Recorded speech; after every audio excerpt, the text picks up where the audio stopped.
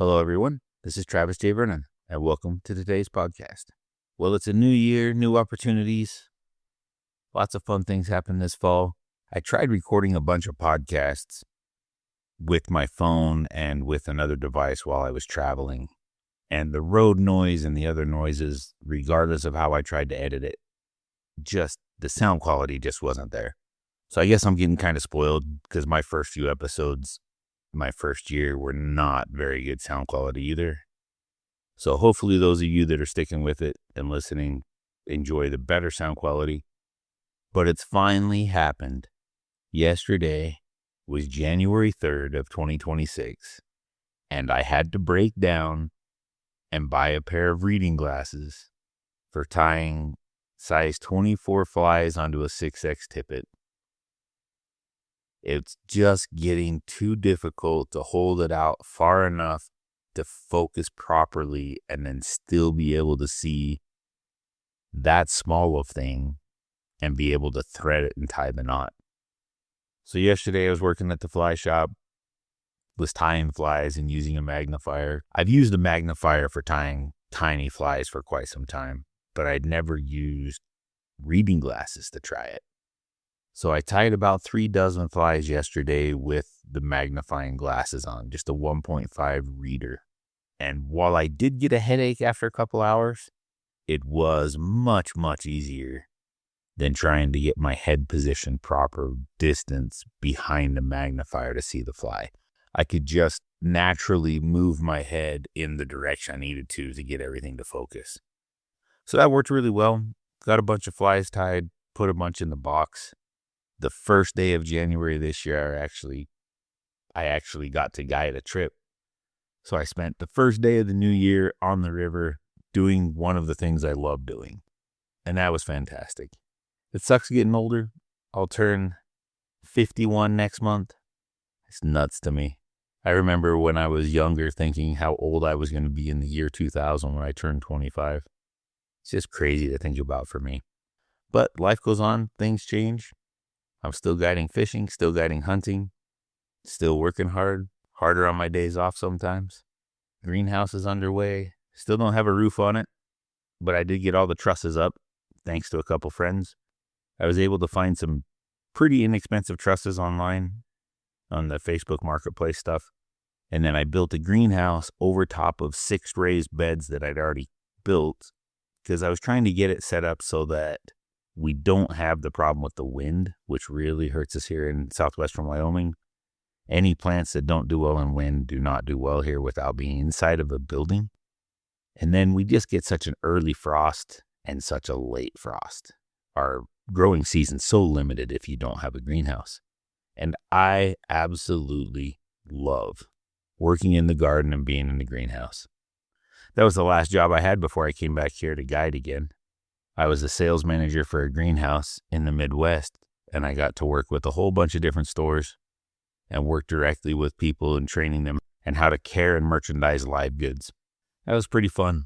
A lot of travel, but great people, fun part of the country. But I'm very happy to be back home in this part of the country, in the Rocky Mountain West, the high desert, the rolling sage. I live in a pretty spectacular place where I can go from pines and aspens, and within 2 to 3 hours, I can be in a Red Rock Desert. It's the environment I grew up in and the environment I love. So hopefully the reading glasses will help in certain things. I won't fatigue my eyes so much, make them last as long as I possibly can. I'll probably only use them for now anyway when I'm guiding and tying on small stuff or when I'm tying tiny flies. I guess it's just one of those inevitabilities of life. You're going to get older, things are going to fail. But even where I sit right now, I've had a pretty good run. Just shy of 51 years before I had to get reading glasses. And even then, it's only for things that are super close up. Tying flies has always been one of those things that I enjoy doing. There's just something special about taking fur and feathers and tying them onto a hook and then being able to use those things to catch fish later on.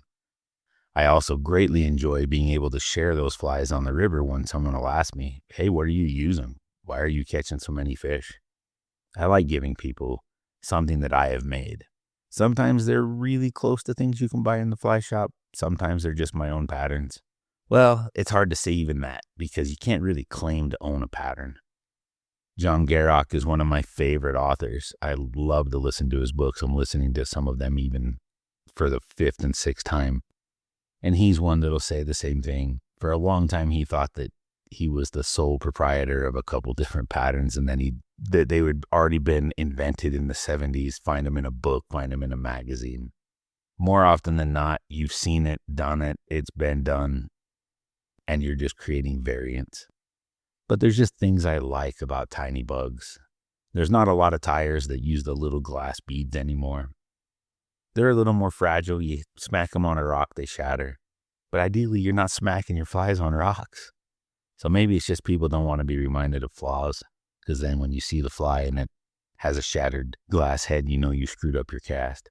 But I like tying little tiny WD-40 and RS2 variants using glass beads.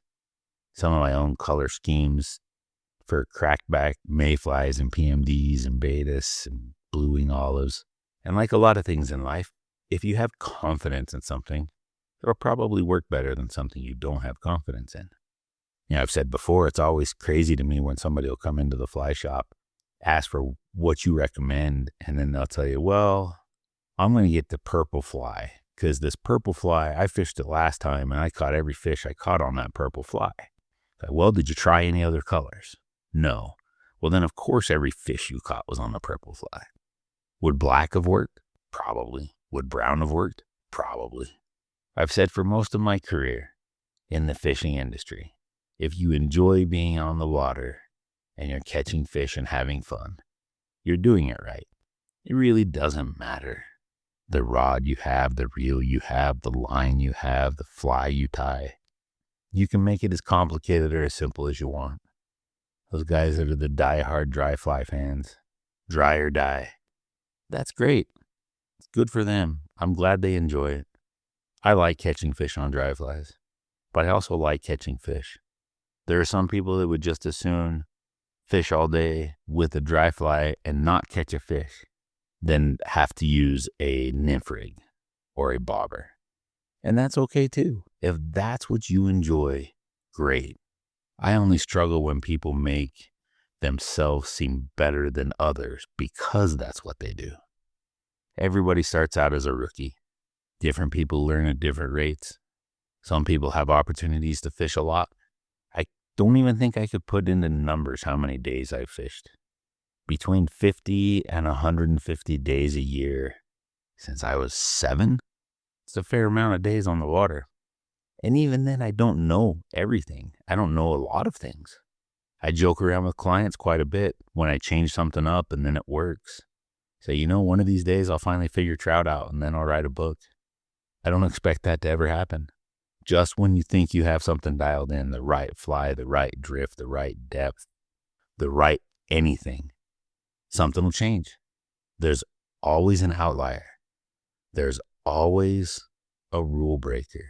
There's always something that's going to change the paradigm. One of my mentors and friends who's passed got to a point in his life that all he did was throw a size 12 Royal Wolf. And more often than not, it was right down the middle. And if he caught fish, it was a great day. And if he didn't catch fish, they just weren't biting. And he was happy. And that's a great way to be.